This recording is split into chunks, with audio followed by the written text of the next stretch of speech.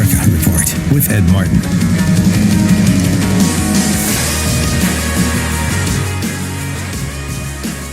Welcome back. Ed Martin here on the Pro America Report. If you don't go to thecollegefix.com, you are not smart, because when you go there, you will see coverage of these stories that are happening across the country.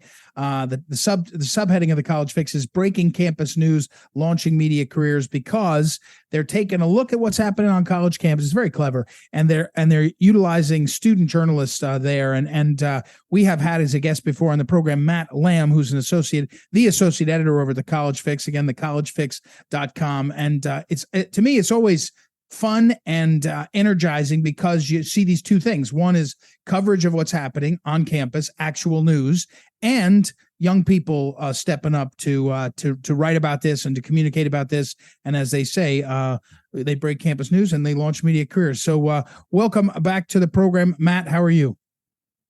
Good. Thanks for having me back on. You're welcome. John Parker, Syracuse University, just a day or two ago, writes this up about what's happening at Syracuse University. First of all, who's John Parker? Give me his background before we get into what he saw and what he wrote about. Sure. So John Parker has written for us as a student reporter, but he also is the chairman of the College Republicans. He's an outspoken conservative on campus at Syracuse, and that those opinions, as we're going to discuss, got him into some hot water with the student government. There you go. Okay, so he's a student still. He's still a student. He is a student. He's got other leadership roles. I'm not surprised. The guy that's writing for you guys is going to be, involved in lots of things. So, all right, what happened to him, and where are we today? So tell me what happened. And this has gone on for a couple of years, I guess. He started to be. He wrote about it in 2021 for the Syracuse paper. But tell us what happened to John Parker and what's going on. Sure. So John Parker, I believe he's a junior, because in 2021, when he was a freshman, he wrote an op-ed for his student newspaper criticizing the what he called, quote, the overt sexualization, end quote, of the campus. And he said, I concluded calling for, quote, making intimacy intimate, again, sort of playing off Donald Trump's catchphrase. And he criticized, I think it was a drag show on campus. It's this hypersexual culture. So recently, he applied for an open position on the student government. These student governments often have 3 branches, just like our government. And one of the positions was an open justice seat for their version of a Supreme Court. Right. And at first, he submitted the paperwork. No one got back to him. He reached out to the Chief Justice, who I guess he knew, and he scheduled an interview. There's like 1 or 2 questions. Everything was fine. He gets denied this position. No one else applied. And he finds out, through his sources, right? He's an activist, he's a journalist, that it was because of his criticism of sexualization on campus from 2 years prior. So it was an open seat. In other words, they give these talks at schools, at every school, and they say, hey, please get involved. We need people to get involved. There's lots of things, there's plenty of openings and different things. You can be in the ski club. You can be in this and that. So here's a guy he's a junior. So he's not a snot-nosed freshman who doesn't know where, the Carrier Dome is, or whatever they call the Syracuse football stadium. Is it still the Carrier Dome? Anyway, but it's not. So he's a junior. He's got to try. He's written for the paper. The paper's accepted him, the op-ed he wrote. Is there any recourse for a guy like him? Well, I guess he could, he could get Foundation for Individual Rights and Expression involved. He could possibly pursue litigation. But, exactly as you pointed out, he was interviewed and they never asked him about this. And, he had talked about his different experience in other clubs. He had an interest in the law. He liked the idea this is a non-political body. These are just people who are trying to decide what the student government code says. And he also said that majority of the people didn't even vote. They weren't even willing to go on the record. Well, and here's the thing.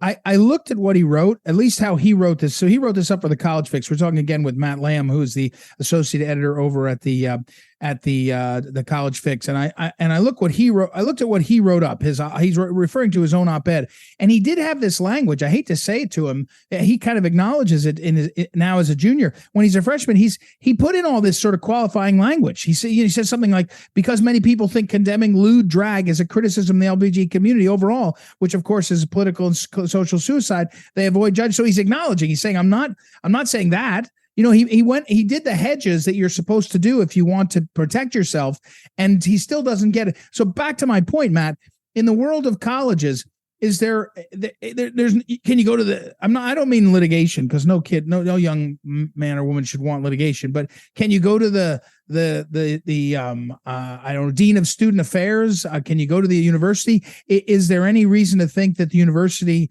would back him up? Have they said anything on this? Has it become a bigger story?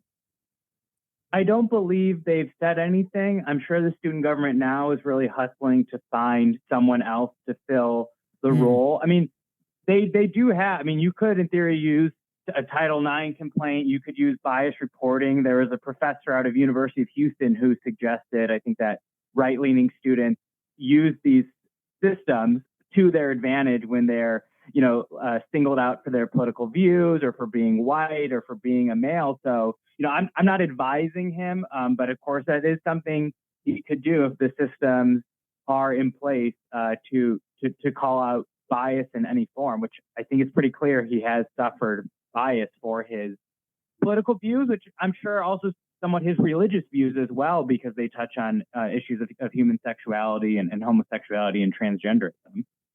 John, we're referring to John Parker of Syracuse University, who wrote a piece which is posted over at thecollegefix.com. You should check it out. How common is this? In other words, one guy, Parker, has the courage and the interest. He's clearly a fighter. But, I guess, is this stuff you guys are seeing all the time and hear about? And maybe I'd say it a different way.